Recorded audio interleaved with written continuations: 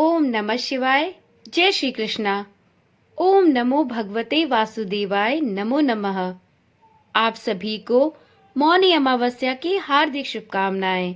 माघ माह में पड़ने वाली अमावस्या को मौनी अमावस्या या फिर माघ अमावस्या के नाम से जाना जाता है। ऐसा माना जाता है कि मौनी अमावस्या के दिन दान पुण्य करने से शुभ फलों की प्राप्ति होती है। इस दिन भगवान श्री हरि विष्णु और पीपल के वृक्ष की पूजा की जाती है। मौनी अमावस्या की कथा में इस पूजा का उत्तर छिपा है। तो चलिए आज की वीडियो में मौनी अमावस्या की पौराणिक कथा का श्रवण करते हैं। तो विष्णु भगवान का हृदय से मनन करते हुए इस कथा को प्रारंभ करते हैं। पुराणों के अनुसार कांचीपुरी में एक ब्राह्मण रहता था। उसका नाम देवस्वामी तथा उसकी पत्नी का नाम धनवती था। उसके 7 पुत्र तथा 1 पुत्री थी। पुत्री का नाम गुणवती था। ब्राह्मण ने अपने 7 पुत्रों का विवाह करके बेटी के लिए वर खोजने हेतु अपने सबसे बड़े पुत्र को भेजा। उसी दौरान किसी पंडित ने उस ब्राह्मण की पुत्री की जन्म कुंडली देखी और उसे बताया कि सप्तपदी अर्थात 7 वचन पूरे होते होते यह कन्या विधवा हो जाएगी। तब उस ब्राह्मण ने पंडित महोदय से पूछा, मेरी पुत्री के इस वैधव्य दोष का निवारण कैसे संभव होगा? कृपया करके मुझे मार्ग प्रशस्त करे। पंडित ने कहा, सोमा का पूजन करने से वैधव्य दोष दूर होगा।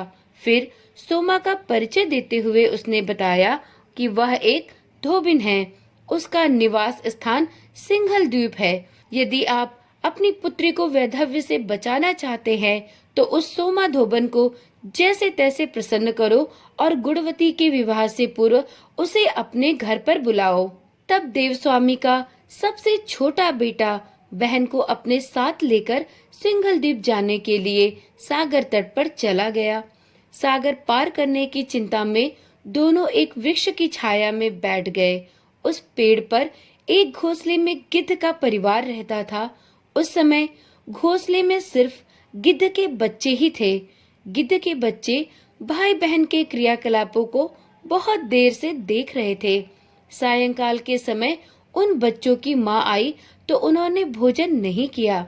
वह अपनी माँ से बोले, नीचे 2 प्राणी सुबह से भूखे प्यासे बैठे हैं। जब तक वे कुछ नहीं खा लेते माँ, तब तक हम भी कुछ नहीं खाएंगे। तब दया और ममता के वशीभूत गिद्ध माता उनके पास गई और बोली, मैंने आपकी इच्छाओं को जान लिया है। इस वन में जो भी फल फूल कंद मूल मिलेगा मैं उसे ले आती हूँ। कृपया आप दोनों भोजन कर लीजिए। मैं कल प्रातः काल आपको सागर पार कराकर सिंघल द्वीप की सीमा के पास पहुँचा दूंगी। इस प्रकार वे दोनों भाई बहन गिद्ध माता की सहायता से सोमा धोबिन के यहाँ जा पहुँचे। वे नित्य प्रातः उठकर सोमा का घर झाड़कर लीप देते थे। एक दिन सोमा ने अपनी बहुओं से पूछा, हमारे घर कौन बुहारता है, कौन लीपता पोतता है? सब बहुओं ने कहा, हमारे सिवाय और कौन बाहर से इस काम को करने आएगा। किंतु सोमा को उनकी बातों पर विश्वास नहीं हुआ। तो सोमा धोबन ने एक दिन इस रहस्य को जानने की इच्छा से दृढ़ निश्चय करके सारी रात जागने का प्रयत्न किया और सब कुछ प्रत्यक्ष देखकर जान समझ गई। सोमा का उन भाई बहन से वार्तालाप हुआ। भाई ने सोमा धोबन को अपनी बहन से संबंधित सारी व्यथा कथा कह सुनाई। सोमा ने उनकी श्रम साधना तथा सेवा से प्रसन्न होकर उचित समय पर उनके घर पहुंचने का वचन देकर कन्या के वैधव्य दोष निवारण का पूरा आश्वासन दे दिया। मगर भाई ने उससे अपने साथ चलने का आग्रह किया। आग्रह करने पर सोमा धोबन उनके साथ जाने को तैयार हुई। चलते समय सोमा ने अपनी बहुओं से कहा कि मेरी अनुपस्थिति में यदि किसी का देहांत हो जाए तो उसके शरीर को नष्ट मत करना, मेरा इंतजार करना। और फिर यह कहकर सोमा उन भाई बहन के साथ कांचीपुरी पहुंच गई। दूसरे दिन गुणवती के विवाह का कार्यक्रम तय हो गया। सप्तपदी होते ही उसका पति मर गया। सोमा ने तुरंत अपने संचित पुण्यों का फल गुणवती को प्रदान कर दिया। तुरंत ही उसका पति जीवित हो उठा। सोमा उन्हें आशीर्वाद देकर अपने घर चली गई। उधर गुणवती को पुण्य फल देने से सोमा के पुत्र, जमाता तथा पति की भी मृत्यु हो गई। सोमा ने पुण्य फल संचित करने के लिए मार्ग में अश्वत्थ अर्थात पीपल वृक्ष की छाया में विष्णु जी का पूजन करके 108 परिक्रमाएं की।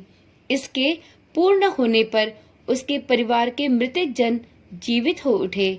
निष्काम भाव से सेवा का फल मधुर होता है। इस व्रत का यही लक्ष्य और यही सार है।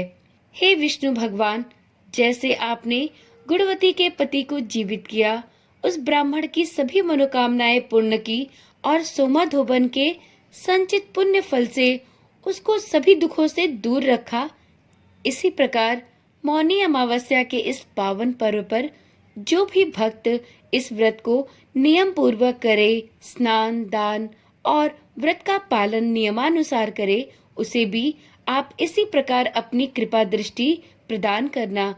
यदि आपने इस पुण्यकारी कथा को पूरा सुना है तो जाते जाते श्री विष्णु भगवान का जयकारा अवश्य लगाएं।